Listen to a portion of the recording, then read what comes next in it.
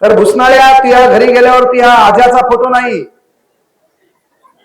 घरात गेल्यावर त्या पंजोबाचा इसेज खलास, त्या पंजोबाचं तुझं नाव माहित नाही, आणि त्या आज्यानं पंजोबानं गावासाठी काय धतुरा केलं, चौकात बसून याला घोडे लाव त्याला घोडे लाव, त्याच्या बाहेर काय केलंय?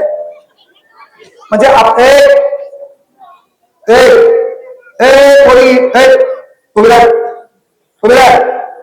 लवकर उभ्या, आता बोलले जातात की मास्तर एवढे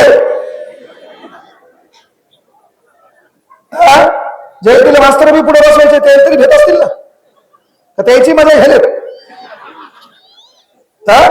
तुला एक कोण घ्या, त्यालीकडे पाहायला लाव, त्यालीकडे पाहायला लाव, चाटी नीट बस ना, नीट बस, भाडे भाडे सावधान, खाली येऊन मारून भाऊ. आता बोललो बारक्या, मी एवढ्या पब्लिक मध्ये तू माय बाप शोधायला लागले आणि त्याच्यासाठी टाळ्या वाजवायला लावला, त्यामुळे तू मला ताण देऊ नको. मी अख्खा महाराष्ट्राला ताण द्यायला, तू मला ताण द्याला, तू माझ्यापेक्षा डेंजर आहे ना.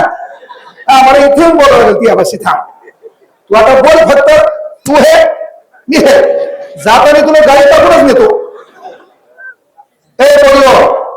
इथं बसलेली युवकांना विनंती आहे, आमच्या पोराच्या डोक्यात पहिले सकाळी उठल्या उठल्या प्रश्न आहे, काय प्रश्न आहे? स्टेटस काय ठेवायचं? याचं स्टेटस कोण? याला इंग्रजी धतुरा येत नाही, याच्यावर मोबाईलचे उपकार आहेत. याला कोणाच्या वाढदिवसाला विश करायचे, हॅपी बर्थडे स्पेलिंग येत नाही, हेच टाकलं बाकीचं मोबाईल मधून हॅपी येते. मला माहित होतं, अंदाज अनुमान पोलीस भरतील शिकवतो मी, मला माहित आले पाहिजे, काहीच काही होणार, आणि तरी मी पडणार नाही, झपकन उडी मारून त्याच्यापाशी, ठीक आहे. पण एक गोष्ट का सांगायला मी, की जे पोरग याच्या डोक्यात पहिला प्रश्न आहे, काय प्रश्न आहे? मी स्टेटस काय ठेवा? का तर पहिल्यांदा सरकारनं जाणून बुजून आपला कार्यक्रम केलेला आहे. तुम्ही एक गोष्ट आवर्जून पहा, दारू, बियर शॉपिंग, देशी दारूचं दुकान, हे एकदा कुठे त्याच्या ठिकाणी पहा, ते ठिकाण आहेत आपल्या बहुजनांच्या घरापाशी.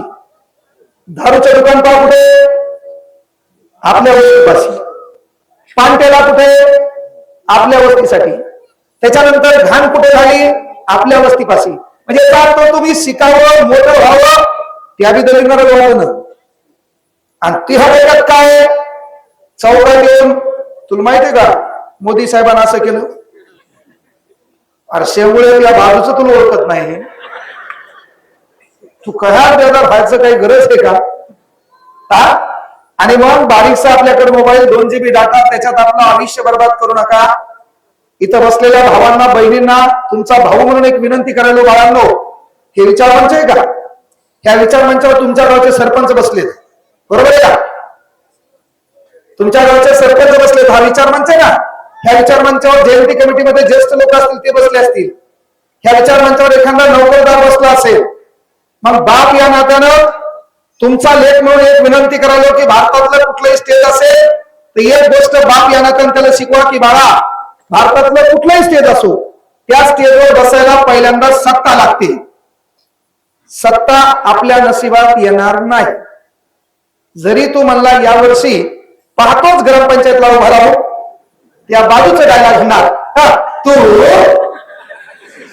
बुकना कार्यक्रम, आणि तुला गावात कोणी युवा नेते म्हणलं मेला तू थार, त्या पुण्यतिथीचा कार्यक्रम मीच घेणार पुन्हा. पण तुला कोणी युवा नेता म्हणल्यावर तू आगाव बेजार होऊ नाही. म्हणजे बाप या नात्याने आपल्या पोराला एक गोष्ट शिकवा, की बाळा, अरे भारतातलं कुठलंही स्टेज असेल तर त्या स्टेजवर बसण्यासाठी पहिल्यांदा सत्ता लागते. पण ती सत्ता आणण्यासाठी आपल्या बापाला आगळा प्रयत्न करावा लागला, आणि त्या बापाचं नाव आहे डॉक्टर बाबासाहेब आंबेडकर. त्या बापानं केलं काय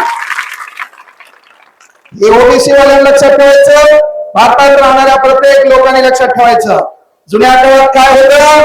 जुन्या काळात आपल्या हातात सत्ता नव्हती, पण बाबासाहेबांना आरक्षण दिलं, गांधी सोबत भांडावं लागलं, आणि भांडत असताना कलम 334 आली, म्हणून बाबासाहेबांनी एक पिन मारली. काय पिन आहे? आपल्या भारताची लोकसभा 543 खासदाराची. किती खासदाराची? 543 खासदाराची, तुम्ही काही झक मारा, तुम्हाला 85 खासदार एससी कास्ट मधूनच देशात निवडून द्यावं लागतात. ही ताकद आहे डॉक्टर बाबासाहेब आंबेडकरांची. काय केले बाबासाहेब? आता राखीव त्याच्यात तोच माणूस उभा राहणार. आणि म्हणून काल परवा माझं मेकरमधलं भाषण घातलं. मी एका स्टेजवर गेलो. स्टेजवर गेल्याच्या नंतर बढियापैकी फोटो होते, बढियापैकी आमदार साहेब सर्व होते. पण त्या भाषणात मी बोलताना म्हणलो की आयोजन कमिटीला विनंती करतो, जर हा मतदारसंघ राखीव असेल तर ज्या बापानं तो मतदारसंघ राखीव दिलाय त्या बापाचा स्टेजवर फोटो नाही, ही फार मोठी शोकांतिका आहे. म्हणून शिवसेना अलीकडली असो पलीकडली असो का बीजेपी असो, तुम्ही सत्तेमध्ये सामान्य जनतेची दिशाभूल करू नका. कुठलाही स्टेज ठेवा, कुठलाही विचारमंच ठेवा, पण त्या विचार डॉक्टर बाबासाहेब आंबेडकरांचा फोटो ठेवणं गरजेचं आहे. हा तुमचा बापही विसरू शकणार नाही, हेही लक्षात घ्या. आणि एक लक्षात